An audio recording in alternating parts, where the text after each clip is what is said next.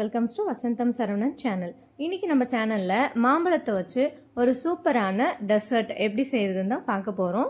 இந்த mango dessert செய்கிறது ரொம்ப ரொம்ப ஈஸியான மெத்தட் தான். வித்தின் ஒரு 10 மினிட்ஸில் இந்த டெசர்ட்டை நம்ம செஞ்சு முடிச்சிடலாம். ரொம்ப சிம்பிளான ஒரு டெசர்ட் தான், அதே சமயம் ரொம்ப ரொம்ப டேஸ்டியான டெசர்ட்டு.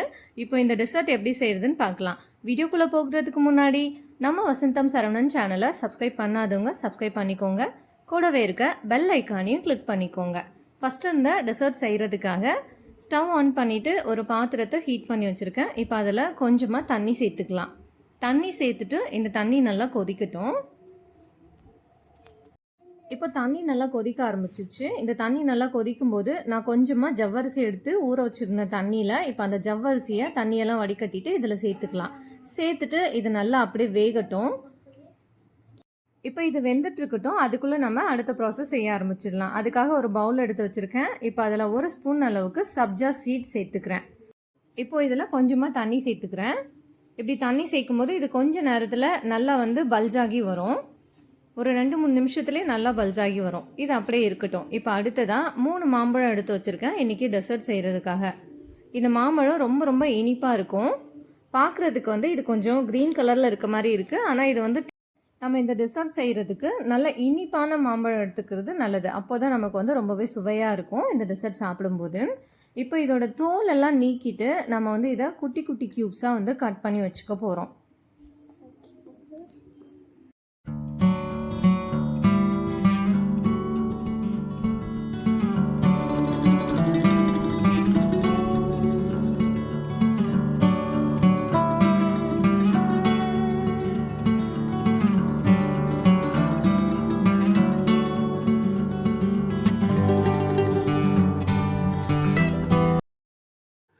இப்போ மாம்பழத்தை குட்டி குட்டியாக கட் பண்ணியாச்சு. இப்போ இதிலேருந்து பாதி மட்டும் எடுத்து நம்ம ஒரு மிக்ஸி ஜாருக்கு மாற்றிக்கலாம். மிக்ஸி ஜாருக்கு மாற்றிட்டு ஆல்ரெடி நான் பால் கொஞ்சம் காய வச்சுருக்கேன். காய வச்சு ஆற வச்சுருக்கேன். இப்போ அந்த ஆறின பாலை நம்ம இது கூட சேர்த்துக்கலாம்.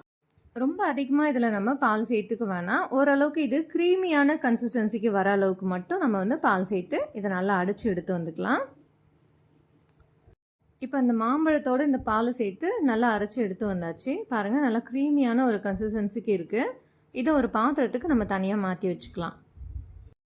பாருங்கள், இதோட திக்னஸ் இந்த அளவுக்கு கொஞ்சம் இருக்கணும். நல்லா க்ரீமியாக இருக்கணும். அப்போ தான் நமக்கு சாப்பிட்றதுக்கு ரொம்பவே சுவையாக இருக்கும் இந்த டெசர்ட்டு. இப்போ அடுத்ததாக இதில் ஒரு 1/2 கப் அளவுக்கு மில்க் மெய்டு சேர்த்துக்கிறேன். இந்த மில்க் மெய்ட் பார்த்திங்கன்னா கடையிலேருந்து வாங்கினது கிடையாது, நம்ம வீட்டிலே செஞ்சது. ஹோம்மேட் மில்க் மெய்ட் தான் நான் இதில் யூஸ் பண்ணியிருக்கேன். சப்போஸ் இந்த மில்க் மெய்ட் நம்மக்கிட்ட இல்லைன்னா தாராளமாக இந்த ஆப்ஷனை ஸ்கிப் பண்ணிக்கலாம். இப்போ சேர்த்துட்டு இது எல்லாத்தையும் நல்லா மிக்ஸ் பண்ணி விட்டுக்கலாம். இப்போ அடுத்ததான் நம்ம கட் பண்ணி வச்சுருக்கோம் இல்லையா மாம்பழம், அதில் பாதி தானே அரைச்சிக்கிட்டோம். மீதி மாம்பழம் இருக்கு இல்லையா, அது எல்லாத்தையும் நம்ம இது கூட சேர்த்துக்கலாம். ஆல்ரெடி நம்ம மாம்பழத்தை பாலோடு சேர்த்து அரைச்சி சேர்த்துருக்கோம். அது மட்டும் இல்லாமல் இது கூட மில்க் மெய்டும் சேர்த்துருக்கோம். ஸோ அதனால் இது நேச்சுரலாகவே ஒரு ஸ்வீட்னஸ் கொடுக்கும். ஸோ டேஸ்ட் பண்ணி பார்த்துட்டு நமக்கு தேவைப்பட்டால் இதில் இன்னும் கூட ஒரு 2-3 ஸ்பூன் சர்க்கரை நம்ம இது கூட ஆட் பண்ணி நல்லா கரைச்சி விட்டுக்கலாம். இப்போ அடுத்ததாக ஜவ்வரிசி வேக வச்சோம் இல்லையா, அது நல்லாவே வெந்துருச்சு. இப்போ இதை ஒரு வடிகட்டிக்கு மாற்றிட்டு அதில் எக்ஸஸாக இருக்க தண்ணி எல்லாத்தையும் வடிகட்டி எடுத்துக்கலாம். பெரிய சைஸ் ஜவ்வரிசிக்கு பதிலாக நமக்கு சின்ன சின்ன ஜவ்வரிசி எடுத்துக்கலாம். அது இன்னுமே ரொம்பவே சூப்பராக இருக்கும். ஆனால் எனக்கு இங்கே பெரிய சைஸ் ஜவ்வரிசி தான் கிடச்சிது, அதனால் நான் அதை யூஸ் பண்ணிக்கிட்டேன்.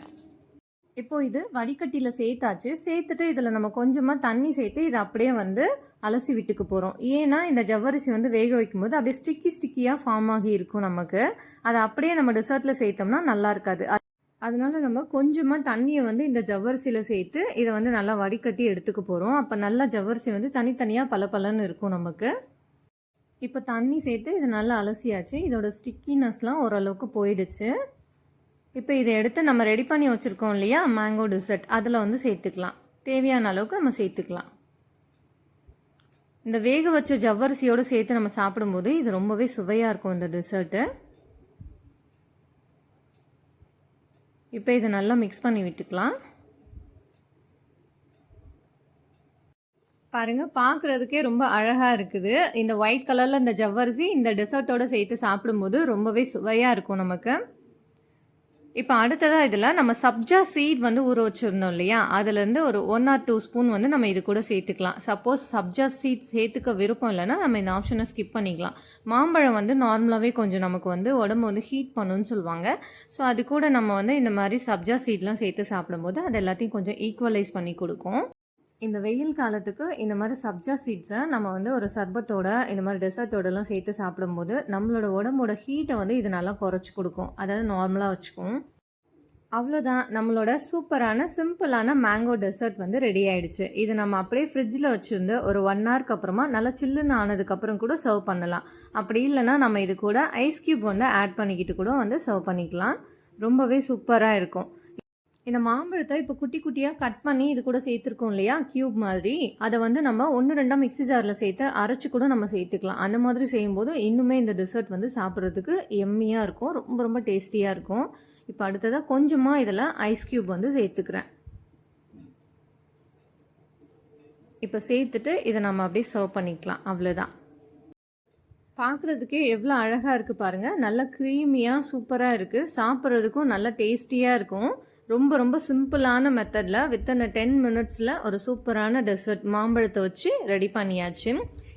இப்போ மாம்பழ சீசன் ஆரம்பிச்சிடுச்சு. இந்த சீசன் இருக்கும்போதே அழகாக இந்த மாம்பழத்தை பயன்படுத்தி நம்ம வீட்டிலே சூப்பரான டெசர்ட்டை நம்ம கையால் செஞ்சு நம்ம குழந்தைங்களுக்கு கொடுக்கலாம். ரொம்ப ரொம்ப ஹெல்த்தியாகவும் இருக்கும், அதே சமயம் நல்லா டேஸ்டியாகவும் இருக்கும்.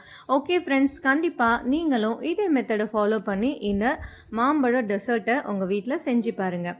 செஞ்சு பார்த்துட்டு இதோட டேஸ்ட்டு எப்படி இருந்ததுன்னு கமெண்ட் பண்ணுங்கள். இந்த வீடியோ உங்களுக்கு ரொம்ப பிடிச்சிருந்தா இந்த ரெசிபியை உங்களோட ஃபேமிலி அண்ட் ஃப்ரெண்ட்ஸ்க்கு ஷேர் பண்ணுங்கள், லைக் பண்ணுங்கள், கமெண்ட் பண்ணுங்கள். Thanks for watching.